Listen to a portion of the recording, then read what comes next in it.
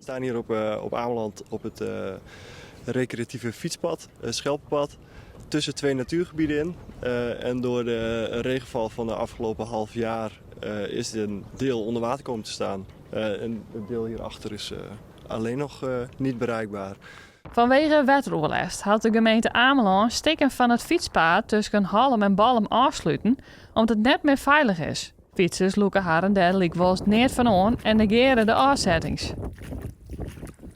Nou, we zijn al met de boot geweest, dus we dachten we kunnen nou wel doorfietsen. Maar helaas, we moeten onze fietstocht even aanpassen. We zagen de hekken inderdaad en dat je er ook niet heen kon. Maar we hadden gevraagd en mensen die kan wel van de fiets afstappen en er even omheen lopen. Dus toen dachten we, dan fietsen we er toch maar in. Ja, die veroorzaken eigenlijk alleen nog maar meer schade. Dus dat is voor mij als wegbeheerder wel vervelend. We moeten uiteindelijk meer maatregelen nemen om dat pad weer op orde te krijgen. En daarnaast is het natuurlijk vervelend voor die mensen die het niet kunnen gebruiken. Maar we hebben toch duidelijke afzettingen neergezet dat het niet bereikbaar is. En toch willen mensen van dit stukje fietspad genieten, denk ik. Troch dat mensen massaal terugfietsen, haar verhierders op het eiland dubbel werk.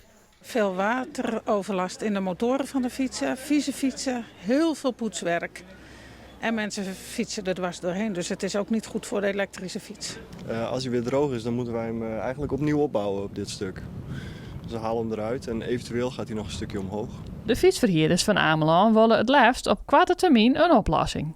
Dat er bijvoorbeeld een brug overgemaakt wordt, een tijdelijke steiger of ik weet het niet. Daarom wou ik even samen met de gemeente en Staatsbos om tafel. Wij verwachten wel dat wij aanzienlijk meer kosten moeten maken voor de Schelpenpaden dit jaar.